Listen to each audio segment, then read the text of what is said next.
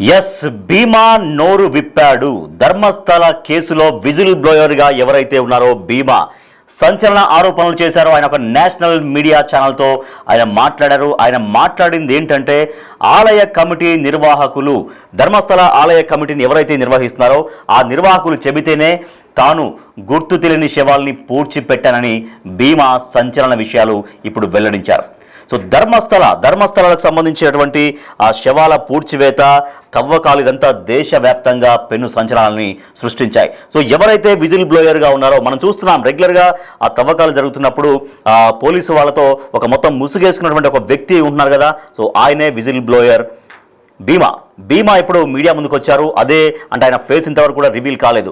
ఆ నేషనల్ ఛానల్తో మాట్లాడినప్పుడు కూడా అదే ముసుగు ధరించే ఆయన మాట్లాడారు. మనం చూస్తున్నాం బిగ్ టీవీ స్క్రీన్ పైన. అక్కడ అడవుల్లో అక్కడ తవ్వకాలు జరిపినప్పుడు ఎవరైతే అక్కడ విజిల్ బ్లోయర్గా మారాడో భీమా, తానే స్వయంగా తన చేతులతో పదుల సంఖ్యలో, ఆ మాటకు వస్తే దాదాపు 100 మంది మహిళల, పిల్లల, వృద్ధుల శవాల్ని, మహిళలకు పర్టికులర్గా చెప్తున్నారు అది కేవలం మహిళల డెడ్ బాడీస్ మాత్రమే, స్వయంగా తనే పాతి పెట్టినట్టుగా చెబుతూ వచ్చారు. కానీ ఇప్పుడు ఆలయ నిర్వాహకులు చెబితేనే తాను పూడ్చిపెట్టినట్టుగా సంచలనంగా భీమా ఇప్పుడు వ్యాఖ్యానిస్తున్నారు. భీమా నోరు విప్పారు. సో భీమా నోరు విప్పడంతో ఇంకా ఎవరెవరు దీంట్లో మరి నిజంగా భీమా ఆరోపణలో వాస్తవం ఉందా లేదా? ఎందుకంటే ఆయన చెప్పినటువంటి స్పాట్స్ అన్నీ కూడా చాలా చోట్ల తవ్వకాలు జరిపారు, కానీ పెద్దగా ఆశించినటువంటి ప్రయోజనం మాత్రం కనిపించలేదు, రాలేదు. మహిళలపైన, అమ్మాయిలపైన లైంగిక దాడి జరిగిందని, వాళ్ళ శరీరాలపైన గాయాలు ఉన్నాయని భీమా సంచలన ఆరోపణలు చేస్తున్నారు. బిగ్ టీవీ స్క్రీన్ పైన మనం చూస్తున్నాం. అంటే గతంలో, అంటే ఇంతకుముందు తవ్వకాలు జరిగినటువంటి ప్రాంతంలో వెళ్ళినప్పుడు ఆ భీమా ఎవరైతే విజిల్ బ్లోయర్గా ఉన్నాడో తను చెప్పినటువంటి ప్లేసెస్ అన్నీ కూడా అక్కడ తవ్వకాలు జరిపారు. కాబట్టి అక్కడ టాప్ టు బాటం మొత్తం బ్లాక్ టు బ్లాక్ వేసుకున్నారు, ముసుగు వేసుకున్నారు కదా, అతనే భీమా. రౌండ్ సర్కిల్లో ఆ మార్కులు ఉన్నటువంటి వ్యక్తే భీమా. సో ఆ భీమా ఇప్పుడు నోరు విప్పాడు.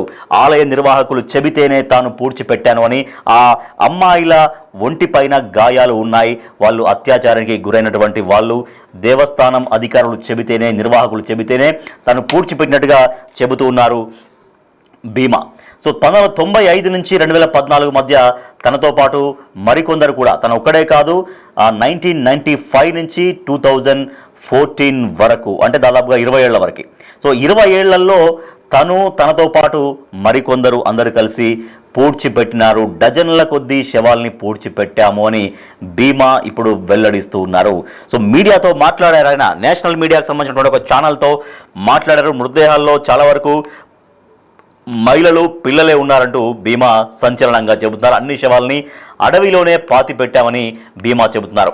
సో పాత రోడ్లు, నదీ పరివాహక ప్రాంతాల్లోనే పూడ్చిపెట్టినట్టుగా చెబుతున్నారు. సో అక్కడ కొన్ని ఏరియాలు సెలెక్ట్ చేసుకొని పాత రోడ్ల సమీపంలో, తర్వాత నదీ పరివాహక ప్రాంతాల్లోనే మేము పూడ్చిపెట్టామని మళ్ళీ చెబుతున్నారు. సరే, మొన్న చెప్పినటువంటి ప్రకారం చాలా చోట్ల తవ్వకాలు జరిపారు, కానీ ఎక్కడ పెద్దగా ఆశించినంత స్థాయిలో మాత్రం మృతదేహాలు పెద్దగా బయటపడ్డటువంటి దాఖలాలు కనిపించలేదు. ఆయన చెప్పింది ఏంటి, వందల సంఖ్యలో దాదాపు 100 మందికి పైగా ఆడవాళ్ళ శవాల్ని స్వయంగా పాతిపెట్టాను, నా చేతులతో పాతిపెట్టాను అనేది విజిల్ బ్లోయర్ భీమా చెప్పినటువంటి విషయం.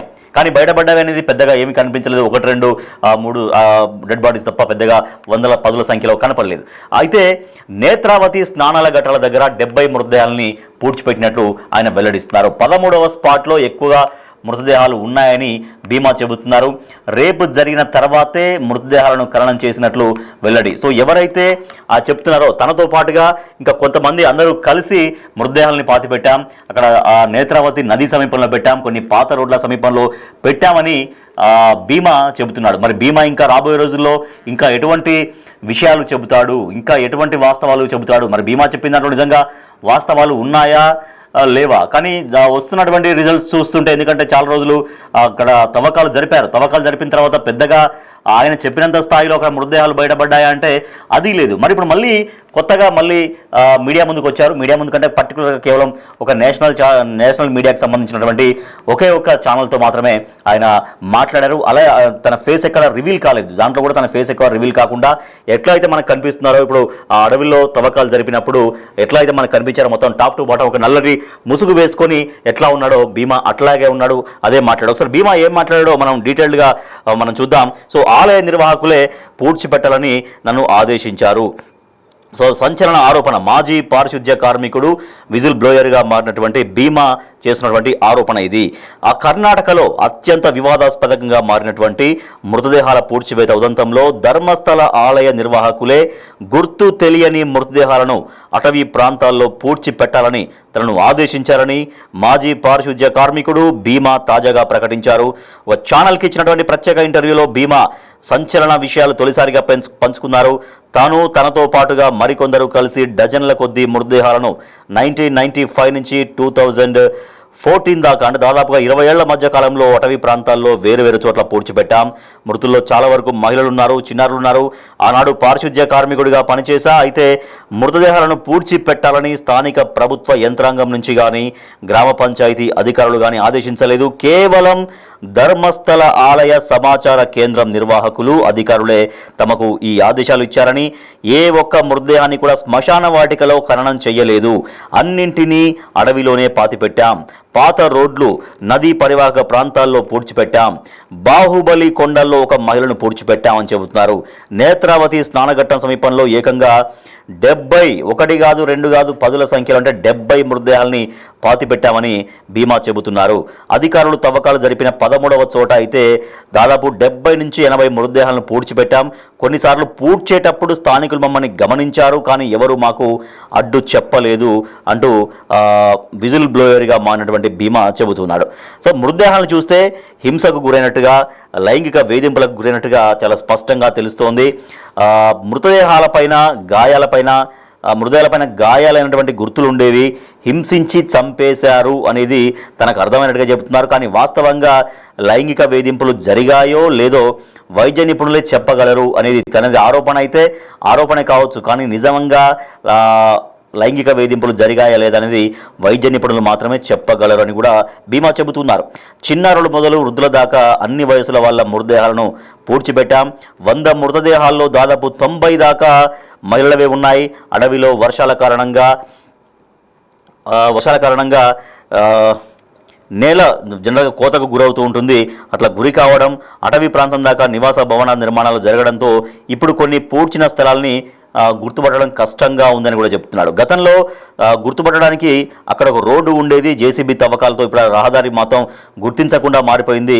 ఇప్పుడు ఎగ్జాక్ట్గా ఎక్కడ మేము పూడ్చిపెట్టామో పెద్దగా గుర్తుపట్టని పరిస్థితిలో అంతా మారిపోయింది అనేది భీమా చెబుతున్నారు. గతంలో కొన్ని చోట్ల చెట్లు తక్కువగా ఉండేవి, ఇప్పుడు చెట్లు బాగా పెరిగిపోయినాయి, ఆ ప్రాంతం గుర్తుపట్టలేనట్టుగా మారిందనేది భీమా చెబుతున్న మాటలు. మరి భీమా చెప్పేటి నిజమేనా కాదా అంటూ అంటే కేవలం మొత్తం ఒక అటెన్షన్ డ్రా చేయడం కోసమే కొన్ని వ్యాఖ్యానాలు వినిపిస్తున్నాయి. ఆ గుడి యొక్క ప్రాశస్త్యాన్ని దెబ్బతీసేందుకే ఇటువంటి ప్రకటనలు చేస్తున్నారు, ఇటువంటి వ్యవహారం అంతా చేస్తున్నారు అన్నటువంటి ఒక విమర్శలు కూడా తీవ్రంగా వస్తున్నాయి.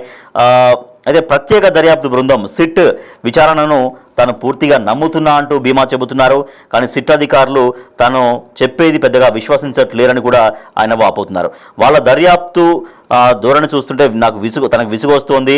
తనకు గుర్తున్నంత వరకు ఆయా చోట్లను చూపిస్తున్నా సిట్ అధికారులు పైపైన తవ్వేసి ఏమీ దొరకట్లేదు అంటూ తనని బదనాం చేస్తున్నారు, తన నమ్మకాన్ని పోగొడుతున్నారనేది ఆయన చెబుతున్న మాట. గుర్తుపట్టలేనంతగా మారిన ఆయా ప్రాంతాల్లో మరింత విస్తృతంగా తవ్వకాలు జరిపితే ఆధారాలు లభిస్తాయి. 13వ నెంబర్ స్పాట్ సహా కనీసం మరో 4-5 చోట్ల తవ్వాల్సిందే. తనతో పాటు మృతదేహాలు పూడ్చిన వాళ్ళను సిట్ రప్పిస్తే ఈ వెతుకులాట సులభమవుతుంది. సో తనతో పాటుగా ఇంకా చాలామంది తన స్నేహితులు అంటే అప్పుడు కలిసి పనిచేసినటువంటి వాళ్ళు చాలామంది కలిసి మేము పూడ్చామని చెబుతున్నారు. కాబట్టి వాళ్ళందరినీ కూడా పిలిపిస్తే ఇంకా మరింత క్లారిటీ వస్తుంది అని భీమా చెబుతున్నాడు. 2 దశాబ్దాల తర్వాత తాను పశ్చాత్తాపడుతున్నట్టుగా పశ్చాత్తాపంతోటే మళ్ళీ ధర్మస్థలకు వచ్చి పచ్చి నిజాలు బయట పెడుతున్నట్టుగా ఆయన చెబుతున్నారు. కలలో ఎప్పుడు అస్థిపంజరాలే కనిపించేవి, అనామకులను పూడ్చిపెట్టాలన్న పాప భీతి తనను వెంటాడింది. ఆ భయము ఆ భారము తగ్గించుకునేందుకు మీడియా ముందుకు వచ్చి జరిగిందంతా చెబుతున్నా. పూడ్చిన కళేబరాల్ని ఇకనైనా గౌరవప్రదంగా మర్యాదపూర్వకంగా అంతిమ సంస్కారాలు జరగాలని ఆశిస్తున్నా. ధర్మస్థల ఆలయ పరువును మంటగలపడం నా ఉద్దేశం కానే కాదు. నేను ఎక్కడికి పారిపోవాల్సిన అవసరం లేదు. పూడ్చిన ప్రాంతాల గుర్తింపును పరికల్పనకు సహాయపడతా, తర్వాత నా స్వస్థలానికి వెళ్ళిపోతా. ఇది భీమా చెబుతున్నటువంటి మాటలు. ఆ మృతదేహాలపై ఉండే బంగారు ఆభరణాలను దొంగతనం చేశానన్న ఆరోపణలో నిజం లేదు. బంగారమే దోచేస్తే ఇన్నాళ్ళు పారిశుధ్య కార్మికుడిగా బతికిడ్చాల్సిన అగత్యం ఎందుకు? నేను అలాంటి తప్పుడు పనులు చేయను, నేను హిందువును, అందులోనూ ఎస్సీ కులస్తుని అంటూ భీమా చెబుతున్నారు. సో తన చేతులతో స్వయంగా 70-80 మృతదేహాలని పూడ్చిపెట్టాను, కొన్నింటిని నేలలో చాలా లోతుగా పూడ్చిపెట్టామని చెబుతున్నారు, మరికొన్నింటిని కొండల మీద పాతి పెట్టామని చెప్పారు ఆయన. ఆలయ ఇన్ఫర్మేషన్ సెంటర్ యాజమాన్యం సూచించినటువంటి ప్రాంతాల్లో మాత్రమే శవాల్ని పూడ్చిపెట్టాం. ఆలయం వాళ్ళు ఎక్కడ పూడ్చిపెట్టామంటే అక్కడే పూడ్చిపెట్టాం. ఆలయం మేనేజర్ ఎప్పుడు నన్ను నేరుగా కలవలేదు, రూమ్ బాయ్ ద్వారా ఆదేశాలు అందేవి, వాటిని మేము అమలు చేసేవాళ్ళం. మేము పూడ్చిన ప్రాంతాల్లోనే భవన నిర్మాణాలు జరిగాయి, అందుకే సిట్ తవ్వకాలు జరిపిన చోట్ల మృతదేహాల ఆనవాలు లభించట్లేవేమో, పట్టపగలే మృతదేహాల్ని పూడ్చామంటూ భీమా ఘంటాపదంగా చెబుతున్నారు. సో ఇది సిట్ అధికారులు చేస్తున్నటువంటి ఎంక్వైరీ ఏదైతే ఉందో దానిపైన పెద్దగా నమ్మకాన్ని చూపించట్లేరు భీమా. తను క్లియర్గా చెప్తున్నారు, అనేక చోట్ల పదుల సంఖ్యలో మృతదేహాలని పూడ్చిపెట్టాము. తను ఒక్కడే కాదు, తనతో పాటుగా తన మిత్రులు ఎవరైతే ఉంటారో ఒక 5-6 కలిసి ఆ మృతదేహాలని పూడ్చిపెట్టాము. ఇప్పుడు అంటే ఒకప్పుడు ఎప్పుడో జరిగిన మృతదేహాలు అంటే దాదాపు 20 ఏళ్ళుగా 20 ఏళ్ళకి పైగా అయింది కాబట్టి అక్కడ చాలా వరకు రోడ్స్ వచ్చాయి, కొన్ని చోట్ల భవన నిర్మాణాలు వెలిసాయి. దాంతో అక్కడ ఎగ్జాక్ట్గా స్పాట్ని కొద్దిగా గుర్తించలేకపోతున్నాము. వాళ్ళు ఏదో సిట్ అధికారులు పైన తవ్వేసేసి అక్కడ ఏమీ దొరకట్లేవని చెప్పడం మాత్రం కరెక్ట్ కాదు. దీన్ని ఖచ్చితంగా లోతుగా దీనిపైన సిట్టు దృష్టి సారించాల్సిందే. ఇంకా 13వ స్పాట్లో ఇంకా ఎక్కువ దొరికే అవకాశం ఉంది, అక్కడ మరిన్ని తవ్వకాలు జరపాలని. దాంతోపాటుగా మరికొన్ని చోట్ల ఎక్కడైతే తను చెబుతున్నారో తనతో పాటుగా వాళ్ళందరినీ పిలిపిస్తే, తనతో పాటుగా ఇంకెవరైతే అందరూ కలిసి పూడ్చిపెట్టారో వాళ్ళందరినీ కనుక పిలిపిస్తే ఇంకా మరింతగా స్పష్టత వస్తుంది. ఖచ్చితంగా పదుల సంఖ్యలో అక్కడ అమ్మాయిలు లేదంటే మహిళలు వృద్ధుల మృతదేహాలే ఎక్కువగా మేము పూడ్చిపెట్టాము, పాతిపెట్టాము. తద్వారా తవ్వకాలు జరిపితే వాస్తవాలు పూర్తిగా బయటకు వస్తాయంటూ భీమా సంచలన ఆరోపణలు చేస్తున్నారు. సో మరి ఇప్పుడు భీమా చేసినటువంటి ఈ ఆరోపణల తర్వాత సిట్టు మళ్ళీ ఎట్లా రియాక్ట్ అవుతుంది? మరి మళ్ళీ చెప్పినట్టుగా మరో ప్రాంతంలో మళ్ళీ సోదాలు చేస్తారా, తవ్వకాలు జరుపుతారా లేదా భీమా ఆరోపణలు ఉట్టిగా కేవలం ధర్మస్థల యొక్క ఆలయ ప్రతిష్టని, అక్కడ ప్రాశస్త్యాన్ని దెబ్బతీయడం కోసం మాత్రమే ఈ రకంగా చేస్తున్నారనేటువంటి విమర్శలు ఇంకా మరింతగా పెరుగుతాయా చూడాలి.